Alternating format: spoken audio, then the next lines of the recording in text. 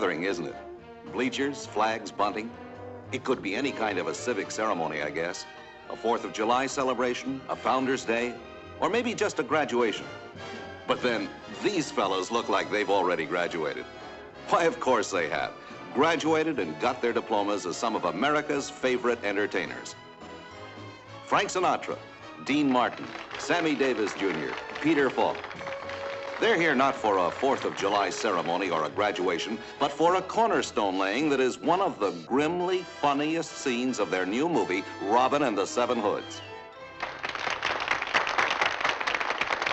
On the main lot, on stage 16, another group of workers is arriving to start a day's work on Robin and the Seven Hoods. Yes, we said workers. You may think it looks more like the beginning of a party, but just wait. There is no one in any show or movie that expends more energy, skill, and artistry under more exacting discipline than the dancers.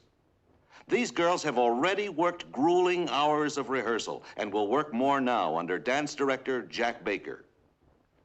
Meanwhile, back at the Cornerstone, Frank, Dean, and the boys are walking through the scene they're about to shoot.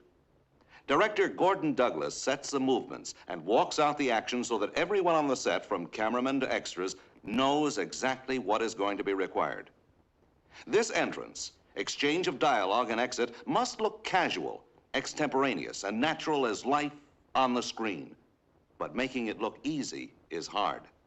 In addition to stars, actors, and technicians, the director has a performer on this set that takes rather special treatment. The 20-ton crane that raises and lowers the Cornerstone on cue. On stage 16, the dancers are polishing up the fine points of the number that will be shot today if the shooting on the back lot goes according to schedule. The boys go off to try it once more. The crane lifts Cornerstone again. The director shouts and hopes and shouts some more. There's been another delay. Someone missed a cue. Someone forgot a line. A light went out. A reflector fell. For any of 10,000 reasons, they have to do it again. Of course, as anyone who's waited for a lady can tell you, makeup is the world's greatest female time killer. So the waiting isn't too much to stand.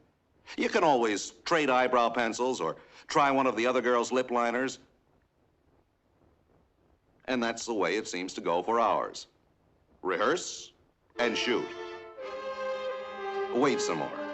Shoot some more. Wait some more. Once again, wait.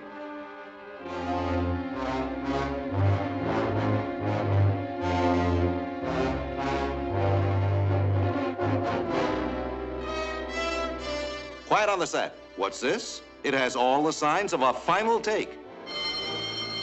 We're rolling. Action. Robbo! Listen, come here. I squared the books on Big Jim, but I don't hear nobody saying thanks. Thanks. That's all you got to say, huh? Yeah. All right, I'm gonna give it to you straight. Robbo, listen to me. You're out of line.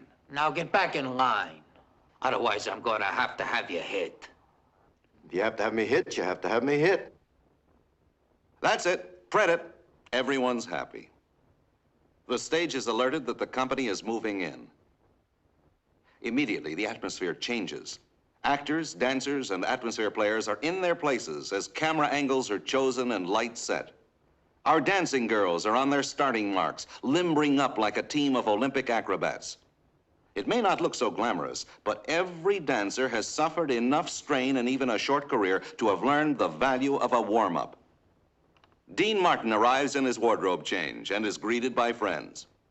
In center screen there, you see one of the principals who will be playing in the upcoming scene. Naturally, he's on edge. How often does a guy get to sing with stars like Sinatra and Martin? And for the girls, even though they're close enough to the real thing for a new and exciting stimulation to be added, it's still rehearse and rehearse.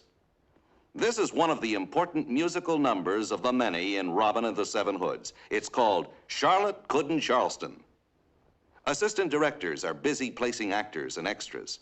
Cameramen and electricians are double-checking every corner of their picture. The director goes over the scene with Frank Sinatra, undoubtedly reminding him of action and high points they have already discussed.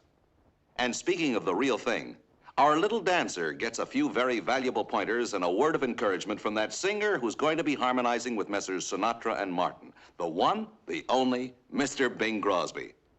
Bing is a fellow who knows the value of a prompt response to the call of duty, and so hurries our girl off to the set as the whistle blows.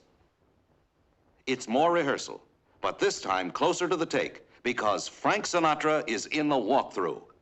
Frank, the Robin of Robin and the Seven Hoods, plays the Chicago swinger who's behind all the fun and games.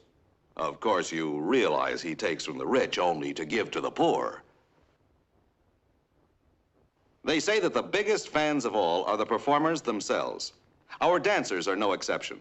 They're obviously delighted to be able to renew acquaintance with two such stars as Frank Sinatra and Dean Martin. But now the director is calling for a take. This time it looks as though the work and waiting are going to pay off. The girls are in their places. Camera and sound are ready.